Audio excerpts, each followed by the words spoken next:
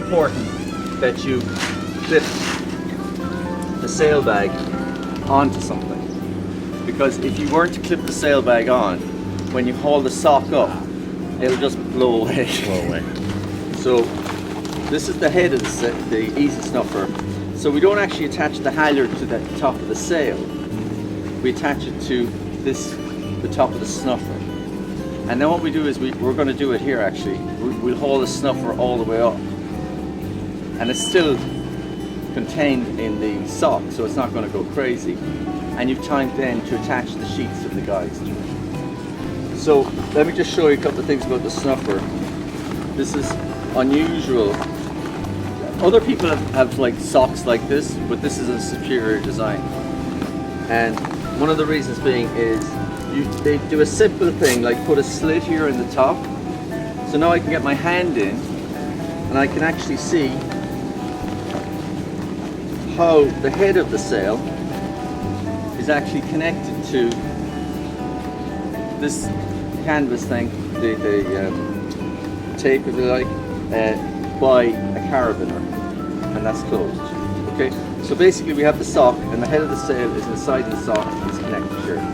Very important with your boats as well, any little sort of piece of wire sticking out from, you know, a piece of rigging or anything will tear this sail, because it's just, you know, it's a light fabric, it's strong, it's ripstop and all that, but if you stick a sharp piece of stainless steel into it, it's going to tear. Like I had a customer just the other day, they were away for months in the Bahamas, they loved the sail and everything, on a catamaran, but they obviously caught on something and got a little L-shaped tear, because the ripstop will stop it. So we clip this onto the halyard, we haul it up, and now we have this long sock, and the question is, how do we get the sock up? We get the sock up by pulling this retrieval line here. See that when I pull it, the sock starts to go up? So when the sail is actually, when the sock is all the way up, it shrinks to about this size, and the big funnel will be around it. You can't even see it at the top of the sail. It just disappears up there. And then we cleat it off the retrieval line. Okay? And when we want to put the sail up, we want the wind coming over the aft quarter. So let's say the wind was coming from that direction, like a broad reach is how I would describe it. Are you all familiar with what that is? Yeah. Good. Okay, so if we decided that the wind was coming from here and we wanted to put the sail up on the port side, so we'd be on a starboard tack, like that means the halyard has to be on this side. And we're going to attach it. Alright, good. Okay, now you're just going to kind of hold it like this, stand behind. It's going to blow out that way. Theoretically, we have weight. I would stand kind of exactly where I'm standing. Everyone take a deep breath.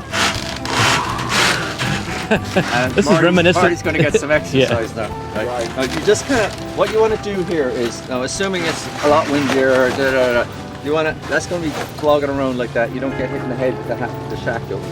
So you're just going to feed it out, kind of control it. And you want the white stripe forward? Is it? Yeah, you want to just make sure it's not twisted as it goes up. Now this is the retrieval line. Right. We want that sorted out. At the moment, that's a continuous line that's connected in a loop. So just kind of have it, your hand sorted, kind of unsorted. Yeah, and you want that in a straight line. Look up.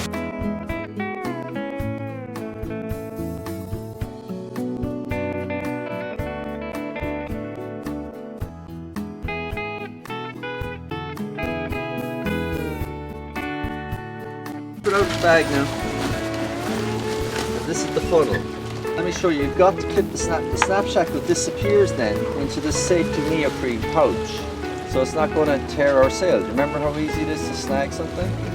So when we take the sail down and secure it, we're going to actually get this snap shackle out. We're going to turn it so that the spring is up, and then we're going to clip it on here. And remember I told you today was about making all the mistakes?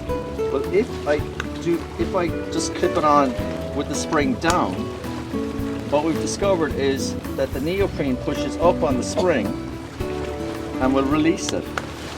So it defeats the purpose. So we turn it around. It's all crap. Turn it around so the spring is facing up. These are all hard-won knowledge, I can tell you. Okay, that we're encapsulating for you guys. I clip it on there, and now I know that the green, and you can see when I say a green corner, I mean it's got the green tape. It's not actually totally green, but it has this green bit. The foot of the sail is all white. So whenever you grab the sail, you know you've either got the right hand side because there's a green tape, you've got the foot of the sail, it's a white tape, and guess what color the other side is? Red. Very good. Okay, so it's all windy here and it's blowing around the place. So, and the boat's bouncing around, okay? Imagine. So I'm just going to tie this, here. A little bit loosely. So now that it's secured, I can use my two hands, and I've decided the sail's going to be over here. Where is the sail going to be when it's up? Out in front, you want to go around. It's going to be on the other side there, right? Yeah. So before I do this, and this is why we take our time to do it, I visualize where the sail is going to be. The sail is going to be up there, and each of my hands represents the corner. So if the corner, the green corner is up here, where should that be? Around the front. So just stop and think. So try bringing it around the front. And the problem is we haven't released the sheet at the back with the slip knot. It's too tight. So there's the crew at the back, whoever that is, and you're all going to get a chance to do both roles. Mark, don't be helping. Swivels, yeah. Okay, so we've that secure. Do this now or no? Good question. Leave it alone for the moment. Okay. No, the reason you leave it alone is because you won't. If there's wind there, that will be trying to escape. The sail will do what it's supposed to do. It'll try and fill with air. And if you were to unclip this too early and untie that, and the sail started to fill, what would happen to the snow? It would start to rise up. So you've got to control everything, just step by step by step. Okay, so we've got those two secured. The next thing you do is you untie the bridle. Sorry Neil, you got thrown in the deep end there. Well, Mark was hiding behind the camera. I'm getting just a little bit of documentation for us, and then we'll be ready to roll. He's like the guy in one of those Survivor shows. Ones you never see. Okay, so now we're nearly ready to go. So, That's hilarious. Sarah, you're going to go back and you're going to help Neil. So what will be your job to position this sail? Pull that blue guideline back. Pull the blue one back. Exactly. You're going to pull the weather. We're assuming the wind's coming from here. So you're going to position the blue. She's going to take tension on the blue. And before you do that, you're going to release the shackle on the collar. So I'll wait till she's back there.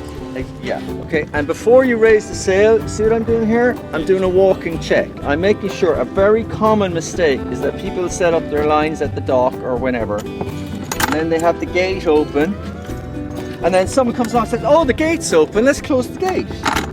So they close the gate, and look what's happened. We caught something. Okay, so before you raise your sail, you do a visual inspection of your lines. You make sure that you never have your hatches open, for example, because the line will wrap around the hatch and you'll be -1 hatch lid. Okay, visual inspection before you raise the sail. Here. So what we've done now is we've prepared the sail for the wind to catch it. So if you all come over here and blow at the same time. And what I was saying about controlling the speed that the line goes up, if the wind was there, this would be chugging to get away. This would, you saw it last night, you did, right? And so pull back another bit, Sarah. Sarah, you're actually opening the foot of the sail. That's good. Now, I'm controlling the speed of this, so hold that and hold this. Make sure there's no, you've got to do both. Oh. You're gonna, and sometimes you might want to put this around a winch or stand on it or something so it doesn't go up too quickly. And this is the one why it's important to have gloves as well. If you have like So you're going to pull with that one and control. on the deck, you can actually put it underneath the seat. Now, see what? Hang on. There's another point I need to make here. A hard one experience. You need to have the bridle out at an angle of 30 or 45 degrees, because when we get to the wing, if the wing started to come out here, it'll actually fill this V. And So you need to. pull at the angle you were doing is perfect. But I explained to you that's important. Sarah, he wants you to pull the blue line to bring it around to the bow. Jam that one off. 2 wraps around the winch. Good. Okay, jam that. And this is what I was saying earlier. As a single hander, you preset this where you want it to be. Okay. Okay. So Before you even start. yeah, and you learn to do that. I'm doing this at a very tedious pace, but okay. So now you see the sail starting to fill already. Right, keep going. But that's only because Mark's a good driver, right? Now see how the wing would catch in the V? So you might have to stand further back. See how the wing is dropping into the V there? So stand further back over there at an angle, create an angle. And normally the wind would pull it out, so it wouldn't be as difficult. But these are the mistakes you'll make. Keep going. And you'll find if there's any sort of wind at all, Mark, that will want to shoot up. Very good. Good. It's very important that you tie the one that we pull the sock up with. Now needs to be cleated onto the cleat there. This one? Yeah, just use your mooring cleat. Before I made the mistake of cleating this one, and then I couldn't understand when I jibed the sail it would start to come back down the sock. So what about the telltale, Sarah? What's the, how do you read those? Very good question. Okay, how the telltales work is we want the air to flow from the back of the sail through the front of the sail. In other words, inflating the wing and flowing over the wing and under the wing. Now the wing is curved, so the air takes longer to travel over the top of the sail than it does to travel underneath the bottom of the sail, so it creates more pressure upwards, just like a regular wing, airplane wing. So the way the telltales should work in ideal circumstances is the bottom ones flow up and the top ones flow down. So you have, if you think of air as water flowing through that hole, then you want it to wash the telltales up and wash the telltales down into the hole. Does that make sense? So the top ones are down now, the bottom ones are Yeah. trying to go up. Yeah. And she's starting to move too. Yeah, Good. yeah. You can see the wing's out now too. One of the mistakes people make with these is because the wing likes to ride up all the time, you do need to keep her a little bit lower so you get more forward push. All right? And that's something you learn, the balance between the height of the foot, whether it should be down or up.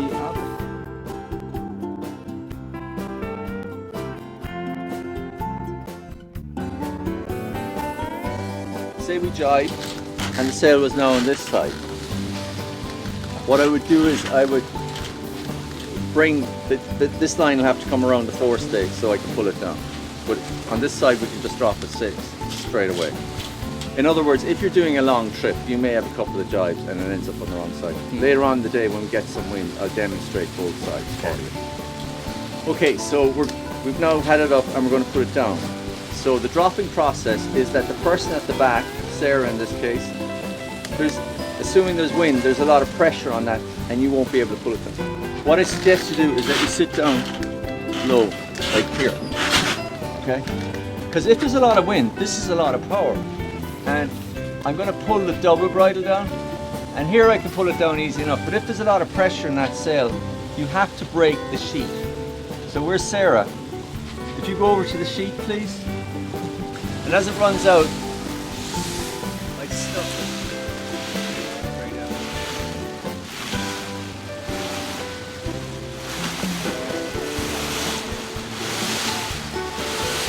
And you see, if we didn't release the sheet, I wouldn't be able to snuff. Yeah. And I've got my center of gravity down low here. And then get up, pull in here. And now you release the guy as well, Sarah. See that?